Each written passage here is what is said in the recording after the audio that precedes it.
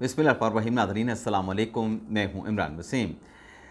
बिलाशुबा नाज़रीन, army chief general Asim Munir ने overseas Pakistani convention से जो ख़िताब किया वो उनका बड़ा दबंग ख़िताब था, बड़ा जारहाना ख़िताब था, बड़ा इमोशनल ख़िताब था और बड़ा सेंटिमेंटल ख़िताब था army chief general Asim Munir का।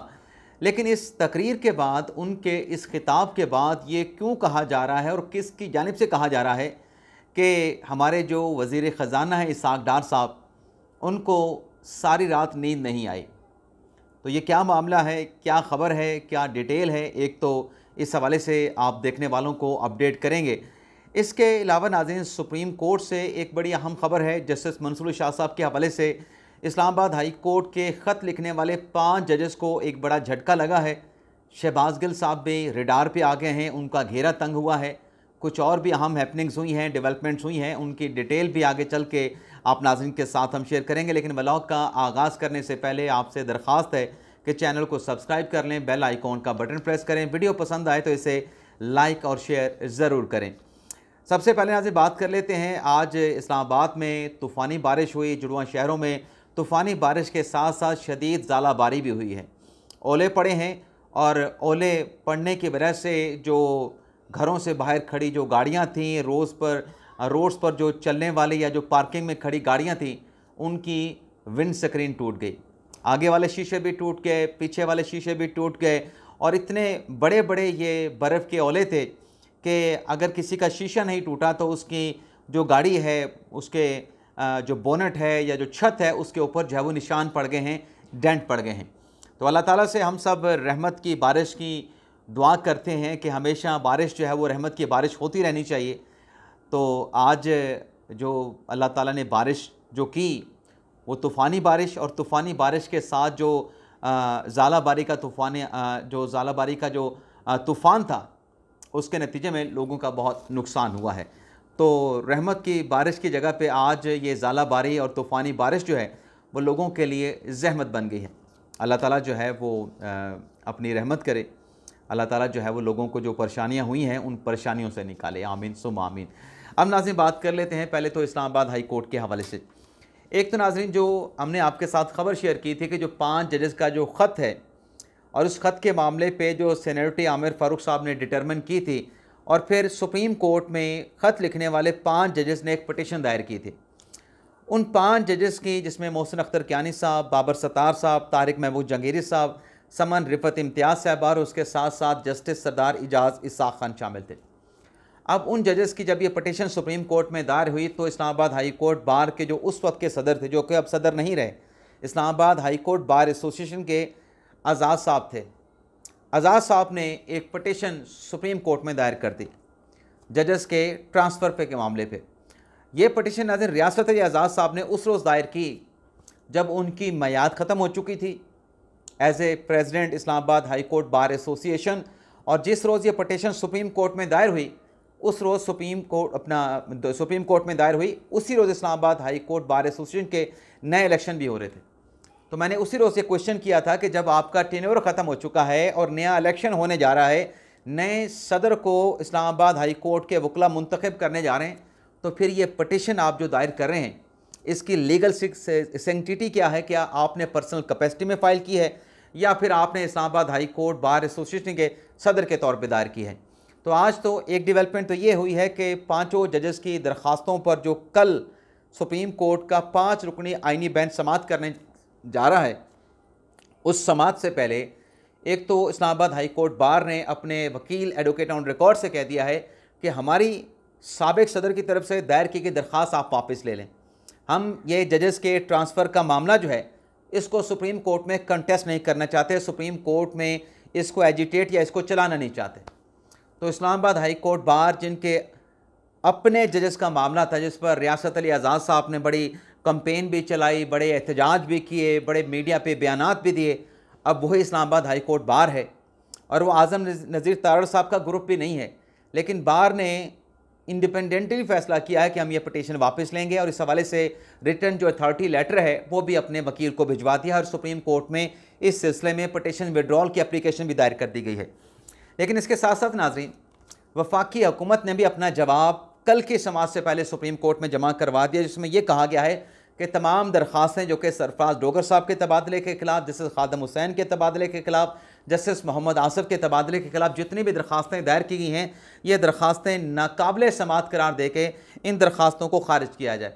क्यों खारिज किया जाए, उसकी वजह यह बताई गई है वफाकी हुकूमत की तरफ से कि नया जो जज ट्रांसफ़र पे आता है उसको नया हल्फ उठाने की ज़रूरत नहीं। दरख्वास्त में कहा गया कि आर्टिकल 200 ट्रांसफ़र की बात करता है, आर्टिकल 200 के तहत कोई नई तैनाती नहीं होती है।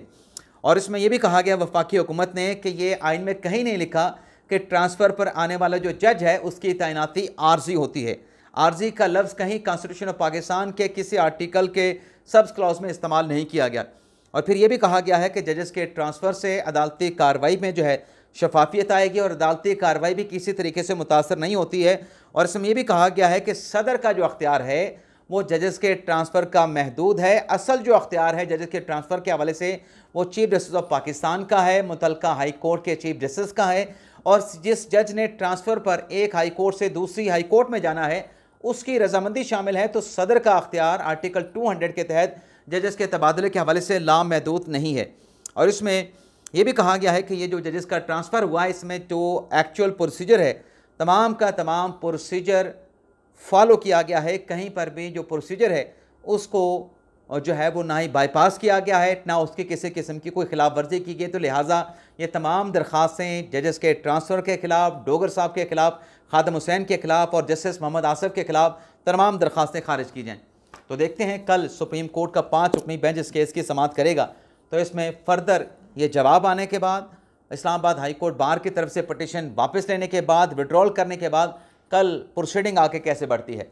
इसके अलावा नाज़रीन, आर्मी चीफ़ के ख़िताब के हवाले से कल हमने आपके साथ जो नुकात शेयर किए थे कि आर्मी चीफ़ का बड़ा ज़बरदस्त खिताब था, लेकिन आज नाज़रीन पाकिस्तान की तारीख़ के पहले ओवरसीज़ कन्वेंशन में जो वज़ीर आज़म साहब का खिताब था उस पर तो हमने बात नहीं करनी, लेकिन आर्मी चीफ़ का जो खिताब था उससे मुतल्लिक़ कुछ और इन्फॉर्मेशन हमारे तई पहुँची हैं। और जब हमारे तई वो इन्फॉर्मेशन पहुँची है तो हमने कुछ सवालात करके मज़ीद इन्फॉर्मेशन भी सोर्स से जो है वो कुरीदी हैं, सोर्स से हासिल की हैं। तो इसमें नाज़रीन एक तो ये बताया गया कि आर्मी चीफ़ जब तकरीर करने के लिए आए तो वहाँ पर बैठे जो 1500 लोग थे, बल्कि बताने वाले का तो ये कहना था, वो भी एक ओवरसीज़ पाकिस्तानी था, बल्कि 2 ओवरसीज़ पाकिस्तानी थे, कि हमारा तो तवक्को हमारी ये थी कि कोई 250-300 से ज़्यादा का मजमा नहीं होगा, लेकिन उन्होंने कहा कि ये 1500 का मजमा था। और साथ में जो कंपेन चल रही है कि इनको बड़े पैसे दिए गए हैं, उन्होंने कहा जी अपना टिकट लेके आए हैं, लेकिन ये ज़रूर है कि हमें हुकूमत की तरफ से अकोमोडेशन के सिलसिले में फैसिलिटेट किया गया, इसके अलावा सारा जो ख़र्चा है आने जाने का हमने ख़ुद बर्दाश्त किया है। सोर्स ने बताया कि 1500 मजमे के सामने ओवरसीज़ जो पाकिस्तानी वहाँ पे मौजूद थे, आर्मी चीफ़ का बड़ा तारीख़ी ख़िताब था, बड़ा जज्बाती ख़िताब था, बड़ा इमोशनल ख़िताब था, एक मुहब्बे वतन पाकिस्तानी और एक मुहब्बे वतन आला फ़ौजी ऑफ़िसर वाला ख़िताब था। आर्मी चीफ़ से बढ़ के उनका ख़िताब था। मैंने पूछा भी क्यों आर्मी चीफ़ से बढ़ के था, या आपको ये ख़िताब तारीख़ी क्यों लगा? उन्होंने कहा जी वहाँ पर बैठे जो लोग थे वो आर्मी चीफ़ का ख़िताब सुन के इतने ज़्यादा इमोशनल हुए कि उनके हक़ में, अफ़वाज पाकिस्तान के हक़ में और रियासत पाकिस्तान के हक़ में बार बार वो नारे लगाना शुरू कर देते थे। यानी आर्मी चीफ़ ने कहा कि तकरीबन कोई घंटा सवा घंटे का आर्मी चीफ़ आसिम मुनीर का ख़िताब था, उस ख़िताब में बार बार जो है वो नारेबाजी की गई, जिस पर आर्मी चीफ़ को अपना ख़िताब, अपनी बात को रोकना पड़ा।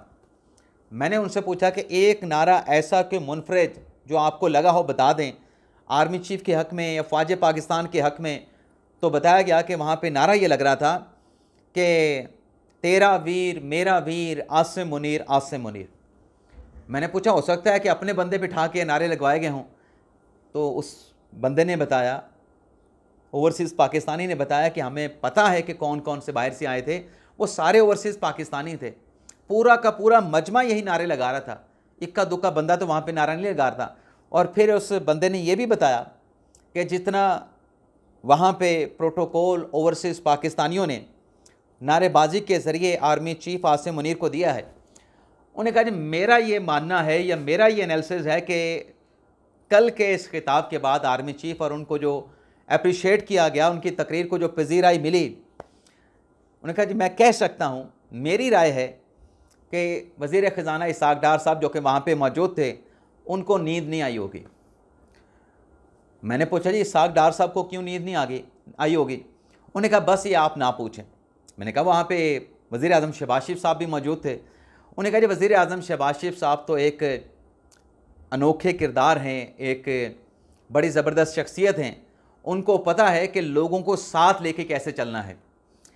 लेकिन उन्होंने कहा कि इसहाक़ डार साहब की एक अपनी तबीयत है, तो दोनों की तबीयत में, नेचर में बड़ा फ़र्क है। जो शहबाज शरीफ साहब हैं उनमें बड़ा बर्दाश्त है।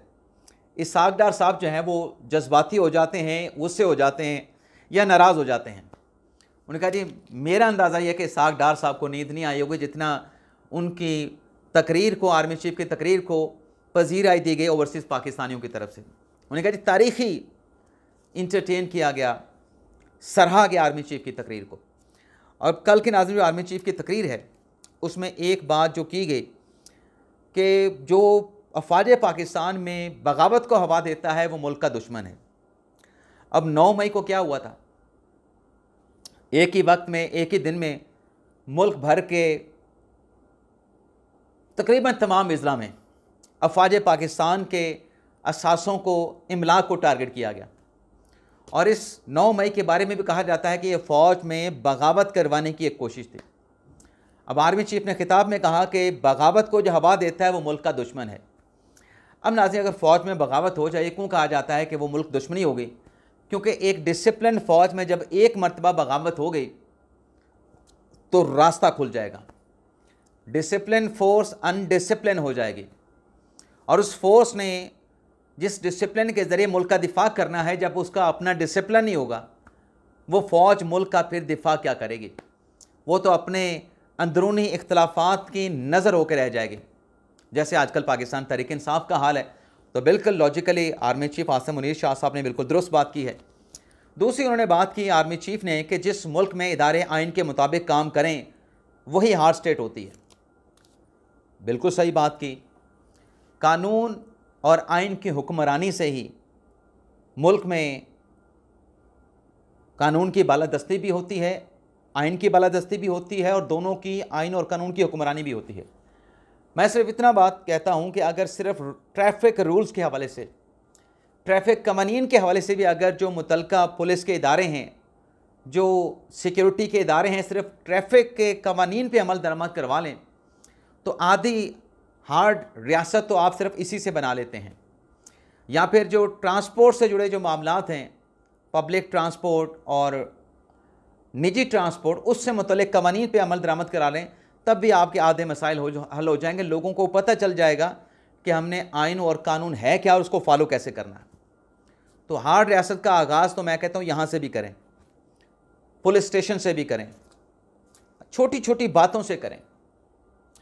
तो ये आर्मी चीफ साहब ने जो खिताब किया उसमें उन्होंने ये भी बात की कि सोशल मीडिया एक शैतानी मीडिया है। ये बात वो पहले भी कर चुके हैं और बात बिल्कुल ठीक है। यानी आपके पास कोई अगर खबर पहुंची है तो उसको पहले आप वेरीफाई कर लें, फिर आगे फैलाएं। लेकिन आर्मी चीफ कहते हैं कि यहाँ पे सोशल मीडिया पे होता ही है कि जो आप तक बात पहुँची है आप उसकी तस्दीक करने के बजाय उसके ऊपर या नीचे ये लिख के फॉरवर्ड कर देते हैं, फॉरवर्ड एज रिसीव्ड।